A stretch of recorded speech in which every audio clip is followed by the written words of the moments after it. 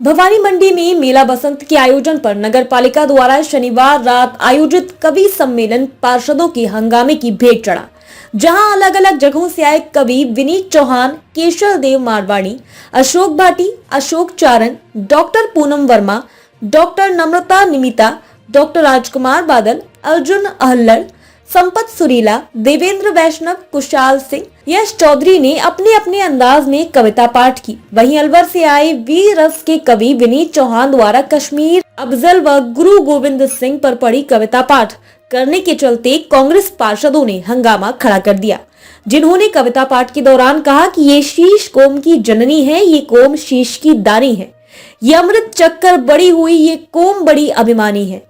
जब जब हम पर संकट इस पगड़ी ने बलिदान दिया, गुरुओं ने मस्तक चढ़वा दिए, अपने प्राणों का दान दिया।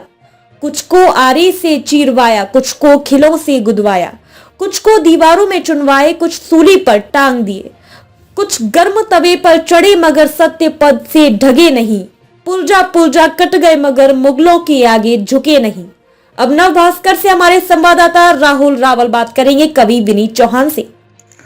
भवानी मंडी नगर पालिका द्वारा मेला बसंत के अवसर पर आयोजित राष्ट्रीय कवि सम्मेलन में अलग अलग जगहों से आए ख्याति प्राप्त कवियों ने भाग लिया, जहां कवि सम्मेलन में अलवर से आए वीर रस के कवि विनीत चौहान द्वारा सिक्कों के बलिदान कविता पाठ करने पर कुछ पार्षदों द्वारा विरोध किया गया, जिसके चलते कवि सम्मेलन हंगामे की भेंट चढ़ा।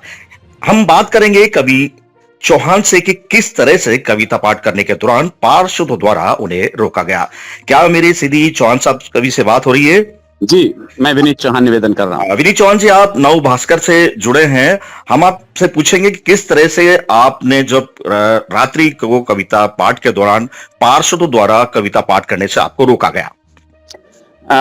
कल मैं भवानी मंडी के अखिल भारतीय कवि सम्मेलन में आमंत्रित था जी, और वहां पर बहुत अच्छा कवि सम्मेलन चल रहा था। मुझे भी संचालक ने बुलाया और तो मैंने पूरा कश्मीर पर, आतंकवाद पर कविताएं सुनाई जी। फिर उसके बाद मेरी वहां काफी सिख बंधु भी खड़े, तो मैंने कहा मैं इनके पगड़ी को बिल्कुल गुरुद्वारे की तरह मानता हूँ, लेकिन इनका जो बलिदान है वो इस देश के लिए बड़ा महत्वपूर्ण है।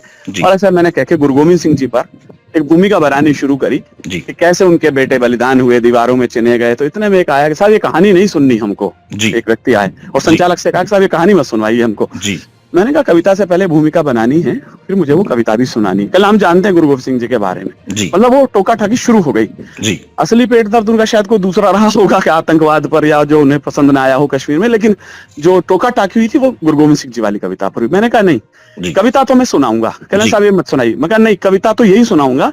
और मैंने कहा कि आप लोग तय नहीं करेंगे कि हमें क्या सुनाना है कविता को, कवि को आप निर्देशित नहीं कर सकते। बिल्कुल बिल्कुल बिल्कुल। तो उसमें से एक ने कहा साहब ये पार्षद है जी। मैं कहा यही दुर्भाग्य है कि राजनीति आज हमें निर्देशित कर रही है ना? बिल्कुल बिल्कुल बिल्कुल। जबकि दिनकर जी का बड़ा प्रसिद्ध संस्मरण है, जब नेहरू जी सीढ़ियां चढ़ रहे थे लाल किले की जी, तो नेहरू जी जब लड़खड़ाए तो दिनकर जी ने उनका हाथ पकड़ लिया। तो नेहरू जी ने कहा धन्यवाद दिनकर जी, आपने मुझे गिरने से बचाया। तो दिनकर जी ने बड़ा अच्छा प्रसिद्ध वाक्य कहा था कि नेहरू जी धन्यवाद की कोई बात नहीं है, जब जब राजनीति लड़खड़ाएगी तब तक साहित्य उसे इसी तरह संभाल लेगा। बिल्कुल, ये भी युग थे। बिल्कुल। लेकिन मुझे बड़ा अफसोस हुआ कि जिन लोगों ने कवि सम्मेलन कराया और उन्हीं के पार्षद यदि इस तरह की टोका टाकी करेंगे तो फिर उन्हें उन कवियों को बुलाना चाहिए जिन्हें वो पहले लिख के दे दे कि आप ये कविता सुनाइएगा। बिल्कुल बिल्कुल। ये कोई तरीका नहीं। यदि आपको यही करना है फिर कवि क्यों बुला रहे हो? कवि इसलिए ही है कि जो सच है वो बोला जाए, न कि वो जो आप सुनना चाहते हैं। ऐसा न पत्रकार करेगा न कवि करेगा। बिल्कुल बिल्कुल। तो सर, किस तरह की कविता जब आपने पढ़ी तो इस दौरान उन्होंने पार्षदों ने रोका टाकी करने की कोशिश की? बस वो कहते नहीं ये कुछ नहीं है, ये बेकार की बातें हैं, ये बेकार की बातें हैं। मैं फिर खड़ा रहा, मैं कहा नहीं, कविता तो मैं यही सुनाऊंगा। मैंने फिर वो गुरु गोविंद सिंह की जो सिखों के बलिदान पर मेरी बहुत वायरल है, पूरे कनाडा अमेरिका में, पूरे पंजाब में वायरल है जी। मैंने कहा हम जो है ये कौम शीश देकर जन्मी, ये कौम शीश की दानी है, ये अमृत चक्कर बड़ी हुई, ये कौम बड़ी अभिमानी है। कुछ को आरे से चिरवाया, कुछ से रुई से जलवाए, कुछ सूली ऊपर टांग दिए, कुछ दीवारों में चिनवाए। वो गर्म तवे पर चढ़े मगर निज सत्य पंथ से डिगे नहीं, पुर्जा पुर्जा कट गए मगर मुगलों के आगे झुके नहीं। मैंने ये कविता फिर उनके विरोध के बावजूद भी पढ़ी मैंने, और मैं उससे रुका नहीं कि किसी को अच्छा लगे बुरा लगे, लेकिन फिर समर्थन में नारे लगे विनीत चौहान जिंदाबाद, भारत माता की जय, वंदे मातरम, जो भी हुआ। लेकिन वो अपनी जगह है, लेकिन मैं समझता हूँ किसी भी राजनीतिक लोगों का खुद अपने अतिथि को बुलाकर ऐसा करना मेरी दृष्टि में शायद न्याय संगत नहीं है। अन्यथा क्योंकि मेरी 35 साल हो गए, YouTube पर मेरी सारी कविताएं उपलब्ध हैं, तो पहले सुन लेते कि ये कवि क्या सुनाता है। आपको नहीं अच्छा लगता तो दूसरे को बुलाइए जो आपका भाषा बोले। इस तरह का सामना आपको भवानी मंडी में पहली बार ही करने को मिला होगा। हाँ, मैं भवानी मंडी बहुत आया हूँ और बहुत मोहब्बत मिली है वहां पर मुझे। बाद में काफी लोगों ने मुझे, जब मैं आ रहा था लौटा तो कह रहा है साहब हम एक कवि सुना और करेंगे। मैं कहा नहीं, वो अगला विषय होगा। लेकिन मैं वहां हूँ, और यदि मैं इस तरह डरकर कविताएं बदल रहा होता तो आज विनीत चौहान नहीं होता 35 सालों के अंदर। बिल्कुल, मैंने चाहे सामने कोई भी बैठा रहा हो, चाहे प्रधानमंत्री बैठे रहे हों, चाहे मुख्यमंत्री बैठे रहे हों, या पार्षदगण बैठे रहे हों बेचारे, जो अपने किसी कृपा पात्र पर उनको रुकना पड़ता है, लेकिन कविता और कलम झुकेंगी नहीं, इतना मैं समझता हूं, और न झुकना चाहिए। बिल्कुल बिल्कुल। नवभास्कर से जुड़ने के लिए कवि साहब आपका बहुत बहुत शुक्रिया। धन्यवाद आपका भी। कविता पाठ के दौरान पार्षदों द्वारा इस तरह की कविता कवि को नहीं पढ़ने को बोला गया। पार्षदों ने कहा कि ये शहर कौमी एकता की मिसाल है, यहाँ इस तरह की कविता पाठ नहीं की जाए।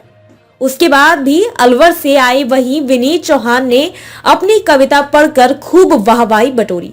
वहीं कवि सम्मेलन करीब 2 बजे तक चला। इस दौरान बीजेपी के कई सारे पार्षद व नेता बीच में ही उठकर चल दिए।